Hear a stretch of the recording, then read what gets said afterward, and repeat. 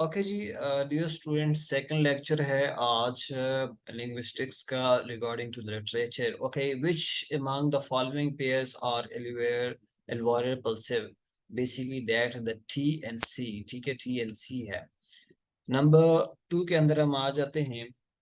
The classification of vowels into half dash high vowels and half dash low vowels is based on. किस पे जो है high vowels किस पे base होते हैं और लो वाउल्स जो है वो किस पे बेस होते हैं? Basically the high to which is the tongues is raised. ठीक है, जाहिर है उसी टाइम होते हैं जब जो है वो क्या होती है, टंग जो है वो रेज होती है, टंग जो है वो उठी होती है. नंबर 3 के अंदर हम आ जाते हैं जी. The classification of vowels into tense vowels and lax vowels is based on. अब टेंस और लेक्स वाउल्स जो है किस पे बेस होते हैं? The state of the tensions of the tongue. ठीक है, उसके टंग की टेंशन पे जो है डिपेंडेड होते हैं.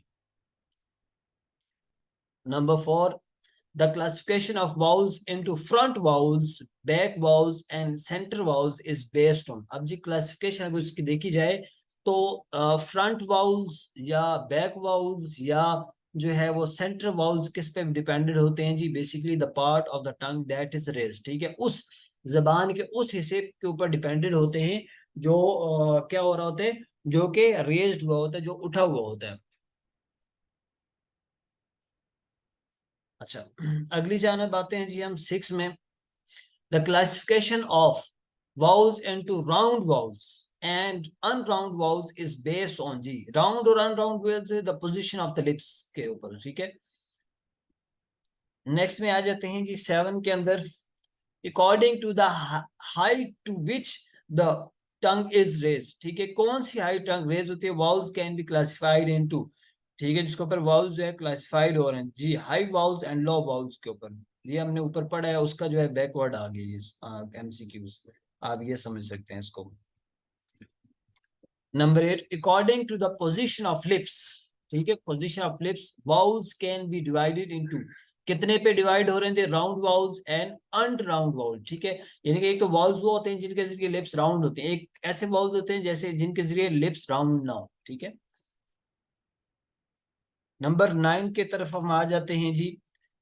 Dash is the process by which new words are coined by combining the segments of two different words. Ji already जो है portmanteau है. ठीक है, नंबर 10 की तरफ आ जाते हैं. The substitution of the aspirated K for the undash aspirated to K in the word sky does not letter the among the word it is instance of. जी किस चीज के जी? जो है कॉम्प्लीमेंट्री डिस्ट्रीब्यूशन है ये. नेक्स्ट की तरफ आ जाते हैं जी 11 की तरफ. Phonemes which affects meanings change in the same linguistics environment are said to be in जी कंसेक्टिव डिस्ट्रीब्यूशन है. ठीक है, नंबर 12 की तरफ आ जाते हैं. Dash is the system of phonetic. कौन सा जी? The international phonetic alphabet. ठीक है, इंटरनेशनल आईपीए. ठीक है, आईपीए जिसे हम कहते हैं. ठीक है, it is the system of phonetics notion. ठीक है, composed of symbols and letters devised by the international phonetic associations. Next की तरफ हम आ जाते हैं जी नंबर 13 की तरफ. Syllabic division is marked with जी सिलेबिक डिवीजन जी ए हाइफन. ठीक है, हाइफन के जरिए मार्क की जाती है. आगे आ जाते हैं जी 14 के अंदर. The initial I and the final I in the words title R G क्या क्या जी? एलोफॉर्म्स कहलाते हैं. ठीक है, जाहिर शुरू में और वो एंड पे लग रहा है तो उनके जो है साउंड्स एब्रिएशंस जो है वो मे भी तब्दील हो सकते हैं. In which of the following words is the sound के इंस्पायर्ड जी? खिल. ठीक है, के खिल. नंबर 16 की तरफ हम आ जाते हैं. Which among. एमंग और बिटवीन का तो ऑलरेडी पता है कि एमंग जो है दो या दो से ज्यादा चीजों के मुवाजने में से जो है वो किया जाता है, जबकि बिटवीन जो है वो दो चीजों के दरमियान. ठीक है, which among the following terms denotes the formal agreement between various constituent elements of the language जी concord, ठीक है। नंबर 17 के अंदर हम आ जाते हैं इन ट्रांसफॉर्मेशनल जनरेटिव ग्रामर, ठीक है। ट्रांसफॉर्मेशनल जनरेटिव ग्रामर, ये भी ग्रामर है क्योंकि मैंने आपको पहले बताया है कि there is around about 6 types of grammar, ठीक है। द जनरेटिव मींस क्या है जी, ऑल द अबव, ठीक है, यानी कि जो सबसे ऊपर होती है।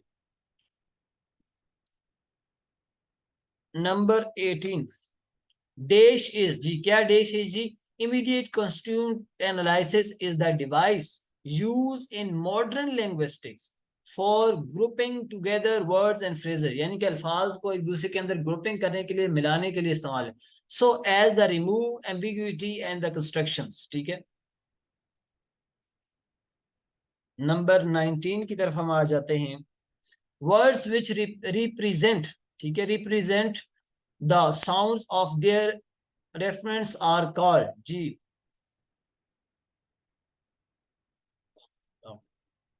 अच्छा, ओनोमोटोपिया है, ठीक है। नंबर 20 की तरफ हम आ जाते हैं the short and forms like photo और photograph is an instance of, ये किस चीज की एग्जांपल है जी, क्लिपिंग की, ठीक है, क्लिपिंग की, जब अल्फाज बढ़ता है। 21 the in is strengthen is a जी, किस चीज की जी, वर्बल फॉर्मिंग मॉर्फीम्स है ये, वे क्या है, वर्बल फॉर्मिंग मॉर्फीम्स कहलाती है।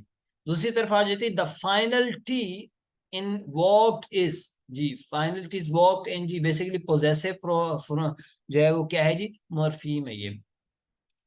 नंबर 23 की तरफ आ जाते हैं इस dash is in boys is जी, ठीक है, डैश इज बॉयज इन जी, क्या है जी, basically an adjective forming morpheme है, ठीक है, एडजेक्टिव फॉर्मिंग मॉर्फीम्स है। इसी तरह दूसरी तरफ आ जाते हैं 24 के अंदर हम आ जाते हैं the final sounds T D and I D in the words packed bagged and पैटेड और इंस्टेंस ऑफ जी, किस चीज के इंस्टेंस है, बेसिकली ये बेसिकली जो है एलोमॉर्फ्स के हैं, ठीक है।